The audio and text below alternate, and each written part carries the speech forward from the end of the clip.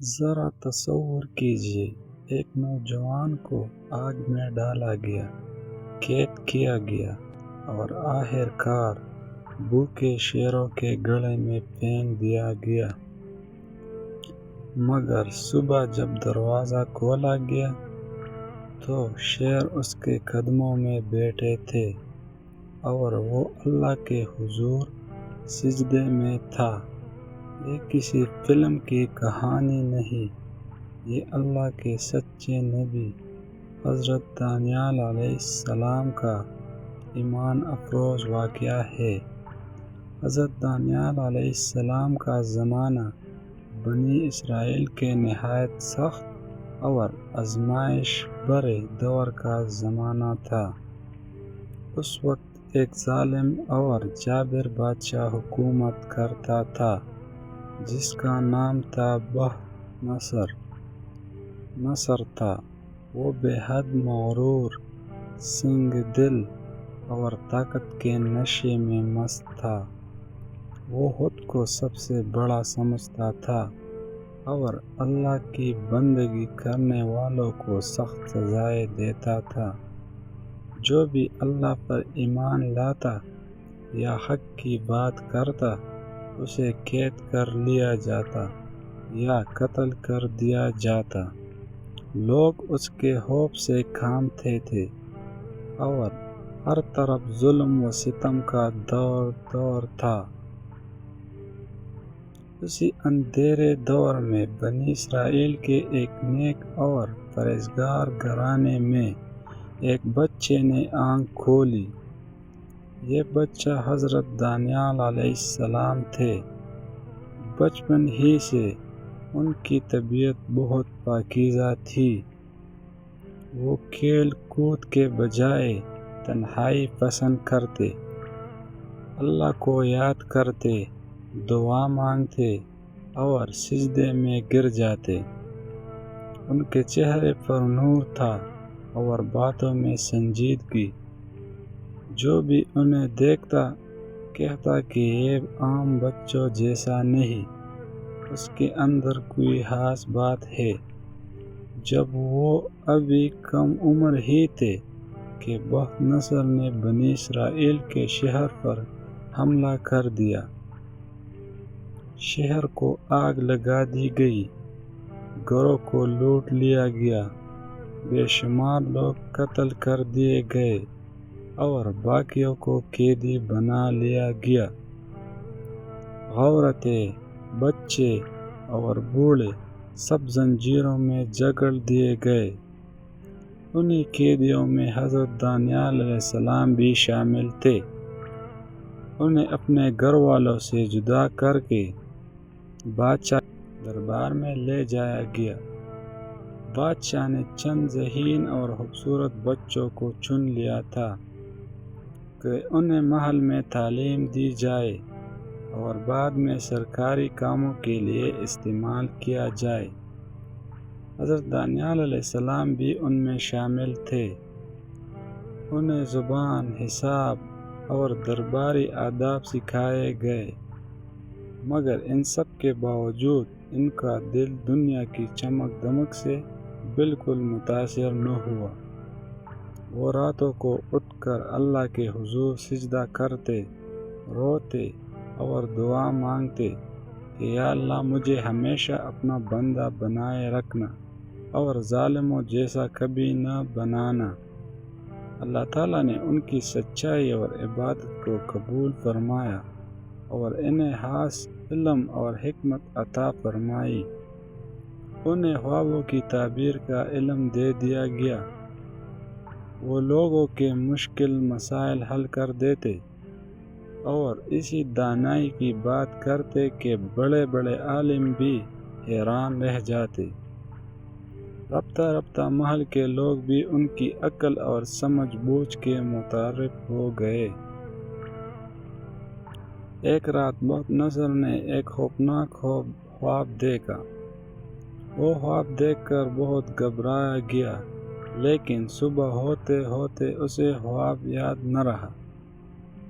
اس نے اپنے درباریوں اور نجومیوں کو بلایا اور کہا کہ مجھے میرا خواب بھی بتاؤ اور اس کی تعبیر بھی، ورنہ میں تم سب کو قتل کر دوں گا۔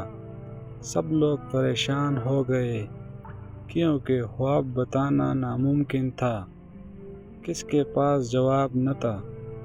تب حضرت دانیال علیہ السلام نے کہا کہ مجھے کچھ وقت دیا جائے، میں اپنے رب سے دعا کروں گا۔ انہوں نے ساری رات عبادت کی، روئے، گڑ گڑائے اور اللہ سے مدد مانگی۔ اللہ نے ان پر اپنا کرم فرمایا اور انہیں خواب بھی بتا دیا اور اس کی تعبیر بھی سمجھا دی۔ صبح انہوں نے بادشاہ کو اس کا پورا خواب اور اس کی صحیح تعبیر سنا دی۔ بادشاہ حیران رہ گیا اور سمجھ گیا کہ یہ نوجوان اللہ کی خاص مدد کے ساتھ ہے، مگر جہاں عزت ملتی ہے وہاں حسد کرنے والے بھی پیدا ہو جاتے ہیں۔ دربار کے کچھ لوگ حضرت دانیال علیہ السلام سے جلنے لگے۔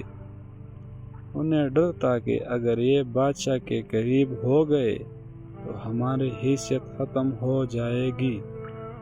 چنانچہ انہوں نے بادشاہ کے کان بھرنے شروع کیے اور کہا کہ یہ تمہاری عبادت نہیں کرتا بلکہ صرف اپنے رب کو سجدہ کرتا ہے۔ بادشاہ کو غصہ آ گیا، اس نے حکم دیا کہ دانیال کو سزا دی جائے۔ آخر کار فیصلہ ہوا کہ انہیں بھوکے شیروں کے گلے میں پھینک دیا جائے تاکہ وہ ٹکڑے ٹکڑے کر ڈالے۔ ایک اندھیرا گڑھا تیار کیا گیا جس میں کئی دنوں سے بھوکے شیر بند تھے۔ لوگ ڈر رہے تھے اور سمجھ رہے تھے کہ اب ان کی موت یقینی ہے، مگر حضرت دانیال علیہ السلام کے چہرے پر خوف کا نام و نشان نہ تھا۔ وہ پورے سکون کے ساتھ کہہ رہے تھے کہ میرا رب میرے ساتھ ہے۔ انہیں گڑھے میں ڈال دیا گیا اور اوپر سے دروازہ بند کر دیا گیا۔ اندر گپت اندھیرا تھا اور بھوکے شیر گھوم رہے تھے، لیکن اللہ کی قدرت دیکھیے کہ جیسے ہی شیر ان کے قریب آئے وہ حملہ آور ہونے کے بجائے خاموش ہو گئے۔ وہ ان کے قدموں میں بیٹھ گئے جیسے کوئی فرمانبردار جانور ہو، کسی نے انہیں نقصان نہ پہنچایا۔ حضرت دانیال علیہ السلام ساری رات اللہ کی عبادت کرتے رہے اور شیر ان کے ارد گرد حفاظت کرتے رہے۔ صبح بادشاہ تماشا دیکھنے آیا۔ وہ سمجھ رہا تھا کہ اب صرف ہڈیاں ملے گی، مگر اندر سے آواز آئی کہ میں زندہ ہوں۔ جب گڑھا کھولا گیا تو سب نے دیکھا وہ بالکل صحیح سلامت ہے، شیر ان کے پاس خاموش بیٹھے ہیں۔ یہ منظر دیکھ کر بادشاہ کے ہوش اڑ گئے۔ اسے یقین ہو گیا کہ یہ اللہ کے سچے بندے ہیں۔ اس واقعے کے بعد لوگ ان کی بہت عزت کرنے لگے۔ بعد میں ملک میں شدید قحط پڑا، کھیت سوکھ گئے، اناج ختم ہو گیا اور لوگ بھوک سے مرنے لگے۔ حضرت دانیال علیہ السلام نے اللہ سے بارش کی دعا کی، ان کی دعا قبول ہوئی۔ آسمان پر بادل آئے اور موسلادھار بارش ہوئی، زمین دوبارہ سرسبز ہو گئی اور لوگوں کی جان بچ گئی۔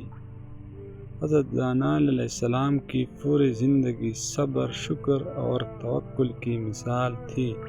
انہوں نے کبھی کسی سے بدلہ نہ لیا، کبھی شکایت نہ کی، بس ہر حال میں اللہ پر بھروسہ رکھا۔ آخر کار انہوں نے لوگوں کو نصیحت کی کہ دنیا کی طاقت عارضی ہے، اصل طاقت صرف اللہ کی ہے۔